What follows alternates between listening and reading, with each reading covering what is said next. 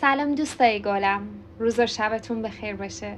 امیدوارم هر جای دنیا که هستین حال دلتون خوب باشه. به سابلیمینال امروز خوش اومدین. این ویدیو به ما کمک میکنه تا با خوششانسی هم ارتعاش بشیم.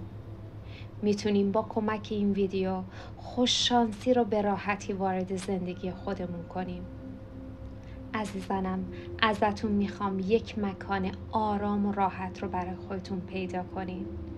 بشینید یا دراز بکشید.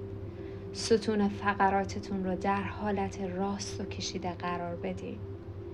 میخوام بدنتون رو، ذهنتون رو آروم کنید. حالا میخوام با من نفس عمیق بکشید.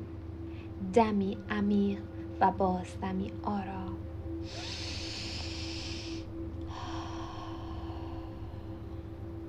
یک بار دیگه ما این کار رو با هم انجام میدیم.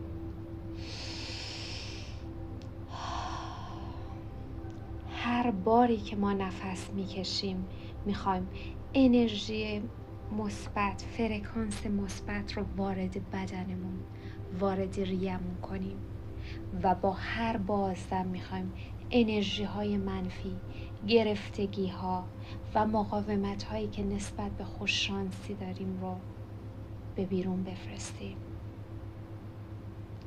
حالا از شما میخوام که این جملات رو با همراه با من تکرار کنید. من بسیار خوششانس هستم. افکارم بسیار قدرتمند و سازنده است. همواره انتظار دارم که خوششانسی و اقبال وارد زندگیم شود. شانس و اقبال هر روز به طریق گوناگون بیشتر وارد زندگیم می شود. خوششانسیم همیشگی است.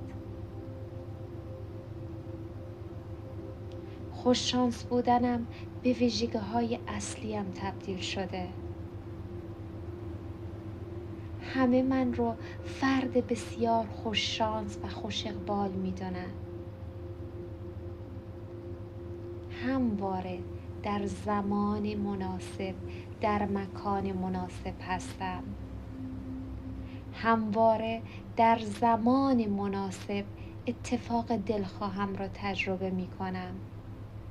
همواره در مکان مناسب اتفاق دلخواهم را تجربه می کنم. من برای اتفاقات خوب کاملا جسور هستم. همواره از خوششانسی خودم شگفت زده و خوشحال هستم. هر روز منتظر اتفاقات خوب و خوشحال کننده هستم. سعی می کنم به زیبایی ها و مسائل دلخواهم بیشتر توجه کنم. سعی می کنم احساس خوب بهتری داشته باشم. من جسورانه و با شهامت حرکت می کنم و به پیش می روم. من جذب اتفاقات دلخواهم هستم. من پذیرای شرایط دلخواهم هستم. من پذیرای اتفاقات دلخواهم هستم.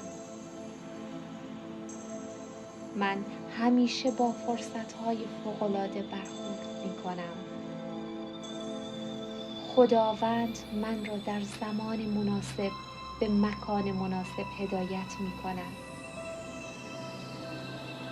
خداوند اتفاقات و شرایط را در جهت رخ داده اتفاقات دلخواهم هماهنگ می‌کند. من سعی می‌کنم همیشه در لحظه حال زندگی کنم. به خوبی می‌دانم قدرت مدیریت خداوند برای رساندن من به خواسته هایم بی نهایت است. عمیقاً و خالصانه می‌خواهم فقط اتفاقات دلخواهم را تجربه کنم. من همیشه مثبت فکر می کنم.